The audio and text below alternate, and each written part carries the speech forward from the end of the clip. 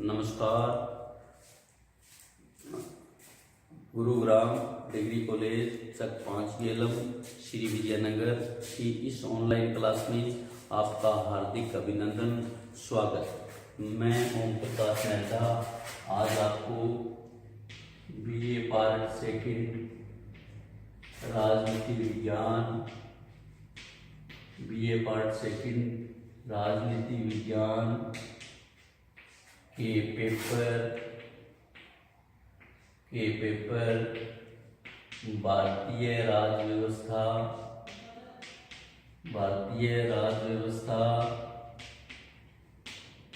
के टॉपिक राज्य के नीति निर्देशक तत्व, राज्य के नीति निर्देशक तत्व, राज्य के नीति निर्देशक तत्व के बारे में अध्ययन अध्यापन करेंगे। इससे पूर्व हमने राज्य के नीति निर्देशक तत्वों की प्रस्तावना पढ़ी कि राज्य के नीति निर्देशक तत्व क्या है। फिर हमने दूसरा टॉपिक देखा, राज्य के नीति निर्देशक तत्वों का अर्थ और स्वरूप, राज्य के नीति निर्देशक तत्वों का अर्थ और स्वरूप क्या है। अर्थ और स्वरूप को समझने के लिए हमने 3 परिभाषाएं बात की, 3 बातों को उल्लेख किया। दूसरा हमने पढ़ा मूल अधिकार और नीति निर्देशक तत्वों में अंतर। मूल अधिकार एवं नीति निर्देशक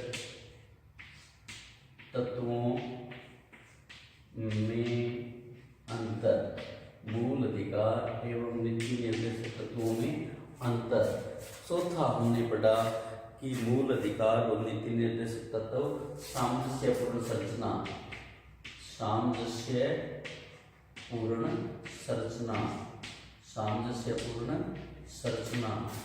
नेक्स्ट जो हमारा टॉपिक जो हमने अध्ययन अध्यापन किया करना है आज है वो नीति निर्देशक तत्व का उल्लेख भारतीय संविधान में कहाँ किया गया है, इस बारे में पढ़ना है। यानी नीति ये है पूर्व इसके बारे में पूर्व अध्ययन कर चुके हैं।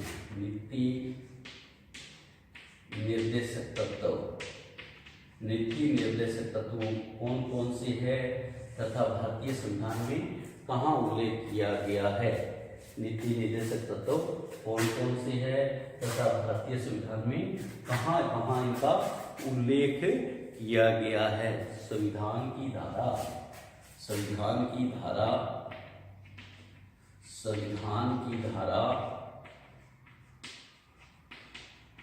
38 से 51, संविधान की धारा 38 से 51 तक इनका उल्लेख किया गया है। संविधान की धारा 38 से 51 में इसका उल्लेख किया गया है। कौन कौन से मूल नीति निर्देशक तत्व है, भारतीय संविधान द्वारा किन नीति निर्देशक तत्वों का उल्लेख किया गया है, क्या क्या नीति निर्देशक तत्व है, इस बारे में हम देखते हैं। नंबर 1 आता है, नंबर 1 हमारा नीति निर्देशक तत्व है आर्थिक सुरक्षा संबंधी निर्देशक तत्व। आर्थिक सुरक्षा संबंधी निर्देशक तत्व। आर्थिक सुरक्षा संबंधी निर्देशक तत्व। आर्थिक सुरक्षा संबंधी तत्व कौन से हैं? देखो, भारतीय संविधान द्वारा समाजवादी लोक कल्याणकारी राज्य की अवधारणा की बात की गई है। तो समाजवादी लोक कल्याणकारी अवधारणा को सिद्ध करने के लिए, पूर्ण करने के लिए संविधान निर्माताओं द्वारा कुछ निर्देशक तत्वों की व्याख्या की गई। वो नीति निर्देशक तत्व हमारे संविधान की धारा 38 से 51 तक है। उन निर्देशक तत्वों में पहला आता है हमारा आर्थिक सुरक्षा संबंधी निर्देशक तत्व। आर्थिक सुरक्षा संबंधी निर्देशक तत्व संविधान निर्माताओं का उद्देश्य भारत में लोक कल्याणकारी राज्य की स्थापना करना था। इस दृष्टि से लोक कल्याणकारी राज्य तभी प्राप्त किया जा सकता है जब आर्थिक सुरक्षा तथा आर्थिक न्याय की व्यवस्था की जा सके। तो इस तत्व द्वारा आर्थिक सुरक्षा तथा आर्थिक न्याय की व्यवस्था की गई है। संविधान में इस तत्व का उल्लेख, संविधान में इस तत्व को समझाने का उल्लेख इस प्रकार किया गया है। किस प्रकार किया गया है? नंबर 1, राज्य प्रत्येक स्त्री पुरुष को समान रूप से जीविका के अवसर प्रदान करेगा। राज्य प्रत्येक स्त्री पुरुष को जीविका के लिए समान अवसर प्राप्त करेगा। दूसरा है, राज्य के जो भौतिक साधन है, जमीन जायदाद इस प्रकार के जो भौतिक साधन है, भौतिक साधनों में स्वामित्व और नियंत्रण की ऐसी व्यवस्था हो जिसमें अधिकतम सार्वजनिक हित हो, सभी लोगों का हित हो। तीसरा है, राज्य इस बात का ध्यान रखेगा कि संपत्ति और उत्पादन के साधनों का इस प्रकार का केंद्रीकरण न हो जिससे सार्वजनिक व्यवस्था है, सार्वजनिक हमारा हित है, उसको हानि हो। चौथा है, राज्य प्रत्येक नागरिक को, चाहे वह स्त्री है पुरुष है, समान कार्य के लिए समान वेतन देगा। ऐसा भारतीय संविधान में उल्लेख कर दिया गया है। नंबर 5, राज्य श्रमिक पुरुषों और स्त्रियों की स्वास्थ्य, शक्ति, बालकों की सुकुमार अवस्था का दुरुपयोग नहीं होने देगा। ये 5वां हमारा नीति निर्देशक तत्व है। छठा हमारा आर्थिक सुरक्षा संबंधी जो नीति निर्देशक है उसमें छठा टॉपिक है, मूल संविधान में कहा गया है कि राज्य बच्चों, युवकों के शोषण से, भौतिक या नैतिक परित्याग से रक्षा करेगा। युवकों का शोषण न हो, स्त्री पुरुष का शोषण न हो, किसी प्रकार का शोषण न हो। 42वें संविधान संशोधन में इसके द्वारा संशोधित किया गया है कि राज्य द्वारा बच्चों के स्वस्थ रूप से विकास के लिए अवसर और सुविधाएं प्रदान की जाए। राज्य स्वस्थ रूप से अवसर और सुविधाएं प्रदान करेगा, स्वतंत्रता की समान स्थिति प्रदान करेगा, बच्चों और युवकों के शोषण तथा भौतिक या नैतिक परित्याग की रक्षा की जाएगी। 7वां है, राज्य अपनी आर्थिक साधनों के अनुसार विकास की सीमाओं के भीतर प्रयास करेगा कि सभी नागरिकों को योग्यता के अनुसार रोजगार मिले, शिक्षा पा सके तथा बेकारी, बुढ़ापा, बीमारी, अंगहीनता में सार्वजनिक सहायता प्राप्त कर सके। 8वां है, राज्य ऐसा प्रयत्न करेगा कि व्यक्तियों को अपनी अनुकूल अवस्थाओं में कार्य करना पड़े तथा स्त्रियों को प्रस्तुत अवस्था में कार्य न करना पड़े। 9वां है, राज्य इस बात का प्रयत्न करेगा कि कृषि और उद्योग में लगे सभी मजदूरों को अपने जीवन निर्वाह के लिए यथोचित वेतन मिल सके, जीवन स्तर ऊपर उठ सके, वे अवकाश के समय उचित उपयोग कर सके, सामाजिक और सांस्कृतिक उन्नति का अवसर प्राप्त हो सके। नंबर 10 है, राज्य का कर्तव्य है कि गांव में व्यक्तिगत तथा सहकारी आधार पर कुटीर उद्योगों का प्रोत्साहन दें। 11वां है, वैज्ञानिक आधार पर कृषि का संचालन करना भी राज्य का कर्तव्य है। इसलिए भारत सरकार ने अलग अलग राज्यों में कृषि फार्मों की व्यवस्था की है। 12वां है, राज्य पशु पालन प्रणालियों का प्रचलन करेगा, गायों, बछड़ों तथा अन्य दुधारू और वाहक पशुओं के नस्ल सुधारने और उनके वध को रोकने का प्रयास करेगा। 42वें संविधान संशोधन द्वारा आर्थिक नीति निर्देशक तत्व में, आर्थिक सुरक्षा संबंधी निर्देशक तत्व में 2 तत्व और जोड़े गए। ये इस प्रकार है। 13वां, राज्य इस प्रकार की व्यवस्था करेगा कि कानूनी व्यवस्था का संचालन समान अवसर और न्याय की प्राप्ति से सहायक हो सके। उचित व्यवस्थापन योजना तथा किसी प्रकार से समाज के कमजोर वर्गों के लिए निःशुल्क कानूनी सहायता की व्यवस्था करेगा, जिसके आधार पर आर्थिक असामर्थ्य या अन्य प्रकार के व्यक्ति को न्याय प्राप्त हो सके। 14वां है, राज्य उचित व्यवस्थापन या अन्य प्रकार की औद्योगिक संस्थाओं में प्रबंध के कर्मचारियों को भागीदारी बनाने के प्रयत्न करेंगे। इस प्रकार से जो हमारा पहला जो पॉइंट है, आर्थिक सुरक्षा संबंधी निर्देशक तत्वों में 1 से 14 तत्व दिए गए हैं। 1 से 14 तत्व दिए गए हैं। मूल संविधान में 12 थे, दो तत्व है वो बाद में शामिल किए गए हैं, 2 तत्वों को बाद में जोड़ा गया है। इस प्रकार वर्तमान में हमारा आर्थिक सुरक्षा संबंधी तत्व है 1 से 14 तक है, 1 से 14 तक है। 79 में 44 में संविधान संशोधन अप्रैल 1979 द्वारा आर्थिक सुरक्षा के तत्वों में एक और तत्व जोड़ा गया। इसमें कहा गया है राज्य केवल व्यक्तियों की आय, उसके सामाजिक स्तर, सुविधाओं, अवसर में भेदभाव कम करने का प्रयत्न करेगा। वह विभिन्न क्षेत्रों में रहने वाले, विभिन्न व्यवसायों में लगे हुए व्यक्तियों के समुदायों के बीच विद्यमान आय, सामाजिक स्तर, सुविधाएं, अवसरों के संबंधी भेदभाव को कम से कम करने का प्रयत्न करेगा। दूसरा है, ये हमारा पहला जो टॉपिक था, इसमें 1 से 14 तत्व दिए गए हैं, आर्थिक सुरक्षा संबंधी निर्देशक तत्व। दूसरा है सामाजिक हित संबंधी निर्देशक,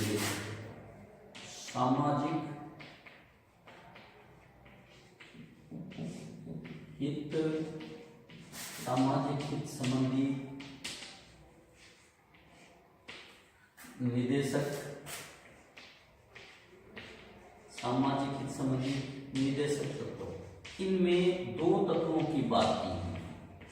सामाजिक हित संबंधी जो निदेशक तत्व है, इनमें 2 तत्वों की बात की गई है, 2 तत्वों की बात की गई है। राज्य लोगों के जीवन स्तर को सुधारने, स्वास्थ्य सुधारने के लिए प्रयत्न करेगा। राज्य लोगों के जीवन स्तर को सुधारने, स्वास्थ्य सुधारने का प्रयत्न करेगा। इसी उद्देश्य की पूर्ति के लिए औषधि में प्रयोग किए जाने वाले अतिरिक्त स्वास्थ्य के लिए हानिकारक मादक तत्वों तथा अन्य पदार्थों के सेवन प्रतिबंध लगाएगा।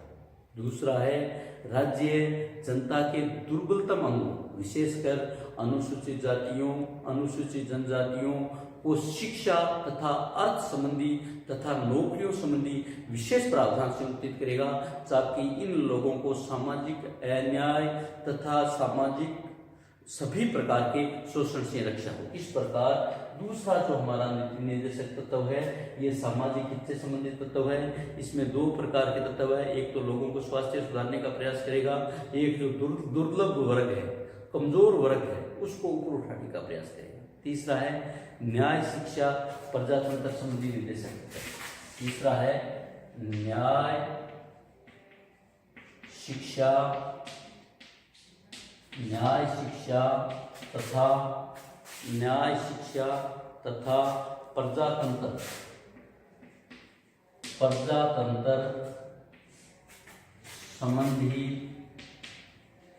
प्रजातंत्र संबंधी निर्देशक तत्व। दूसरा जो हमारा तत्व है न्याय, शिक्षा तथा प्रजातंत्र संबंधी निर्देशक तत्व।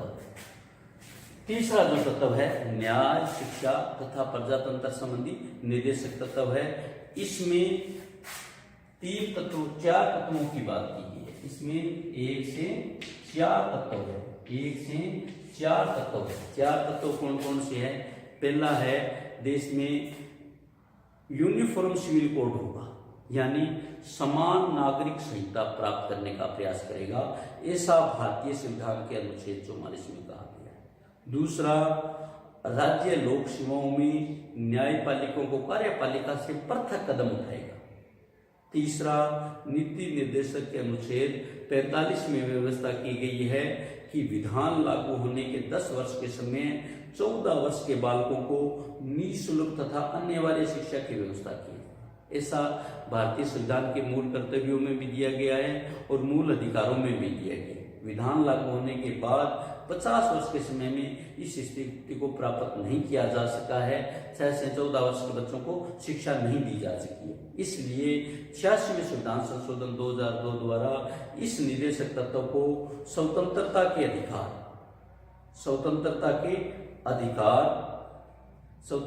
अधिकार के अंतर मूल अधिकार की स्थिति प्राप्त की गई। मूल अधिकार की स्थिति प्राप्त करके हुए निर्देशक तत्व में नया अनुच्छेद जोड़ा गया है, जो इस प्रकार है कि राज्य प्रारंभिक बाल्यावस्था से देखभाल और 6 वर्ष के कम उम्र के बच्चों को शिक्षा के प्रयास करेगा। चौथा है, प्रजातंत्र की भावना के विकास के लिए निर्देशक तत्वों में कहा गया है कि राज्य पंचायतों के संगठन के लिए कदम उठाएगा और इन्हें इतने अधिकार देगा कि स्वशासी इकाइयों के रूप में कार्य कर सके। और ऐसा भारत में किया भी गया है 73वें और 74वें संविधान संशोधन द्वारा। 73वें संविधान संशोधन द्वारा ग्राम पंचायतों को स्थानीय स्वशासन को मजबूत किया गया। 74वें संविधान संशोधन द्वारा नगर पालिकाओं के प्रशासन को मजबूत किया गया। चौथा जो हमारा पॉइंट है नीति निर्देशक तत्व में, उसमें है प्राचीन स्मारकों की रक्षा संबंधी निर्देशक तत्व। प्राचीन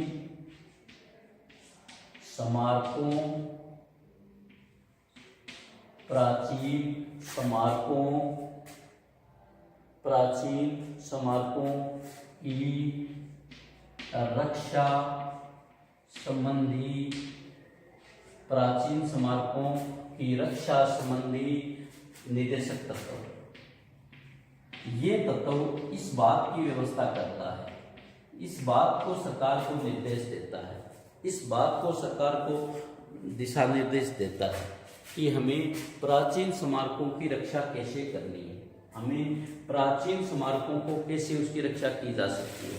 इसके लिए ये जो हमारा तत्व का पॉइंट है, इसमें यह कहा गया है कि इन तत्वों द्वारा नीति निर्देशक तत्वों द्वारा प्राचीन स्मारकों, कलात्मक महलों, स्थानों, राष्ट्रीय महत्व के भवनों की रक्षा का कार्य राज्य को सौंपा गया है। राज्य का कर्तव्य है, निश्चित किया गया है कि वो प्रत्येक स्मारक, कलात्मक, ऐतिहासिक रुचि के स्थानों जिसे संसद ने राष्ट्रीय महत्व का घोषित किया है, उनकी रक्षा करेगा। और 42वें संविधान संशोधन द्वारा में यह कहा गया है कि राज्य देश के पर्यावरण की रक्षा और उनके सुधार का प्रयत्न करेगा और राज्य के द्वारा वनों और वन्य जीवों की सुरक्षा के लिए प्रयास किया जाएगा। नंबर 5वां जो सरकार को निर्देशक तत्व देता है वो अंतर्राष्ट्रीय शांति और सुरक्षा संबंधी निर्देशक। अंतर्राष्ट्रीय शांति और सुरक्षा संबंधी निर्देशक तत्व। अंतर्राष्ट्रीय शांति और सुरक्षा संबंधी निर्देशक तत्व, ये भी भारतीय संविधान में उल्लेख किया गया है।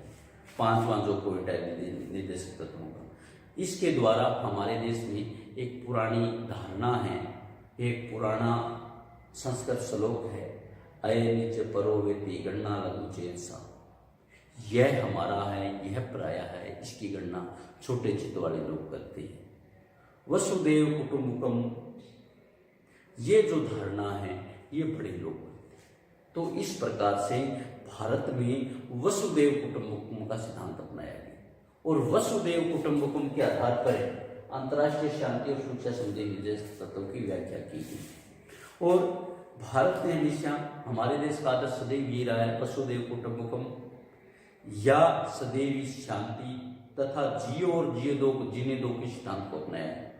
इसी आदर्श द्वारा भारतीय संविधान निर्माताओं ने नीति निर्देशक के इस तत्व में इस प्रकार का व्याख्या की गई कि राज्य अंतर्राष्ट्रीय क्षेत्र के आदर्शों को लेकर चलने का प्रयत्न करेगा। अंतर्राष्ट्रीय क्षेत्र में शांति और सुरक्षा की बात करेगा। राज्य के बीच किसी प्रकार का न्याय हो तो सम्मानजनक समझौते की बात करेगा। राष्ट्रों के आपसी समझौतों को अंतर्राष्ट्रीय कानून संबंधी आदर करेगा। अंतर्राष्ट्रीय समझौतों को सुलझाने के लिए मध्यस्थता का कार्य करेगा। ऐसे 1 से 4 दिए गए, 4 तत्व इसमें दिए गए। इस प्रकार 5 टॉपिकों में हमारे निर्देशक तत्वों की व्याख्या की गई है। कुल 5 तत्वों द्वारा हमें निर्देशक तत्वों को समझाने का प्रयास किया गया है। तो एक बार अपने पुनः देख लेते हैं कि हमने नीति निर्देशक तत्वों को पूर्व में मीडियम प्रस्तावना, अर्थ समूह, मूल अधिकार व नीति निर्देशक तत्वों में अंतर और सामंजस्यपूर्ण संरचना मूल अधिकार के साथ, ऐसा हमने पूर्व में पढ़ लिया था। आज हमने नीति निर्देशों के बारे में किया था। नीति निर्देशक भारतीय संविधान द्वारा संविधान की धारा 58 से 51 तक दिया गया है। इसमें 5 प्रकार के नीति निर्देशक तत्व दिए गए। आर्थिक सुरक्षा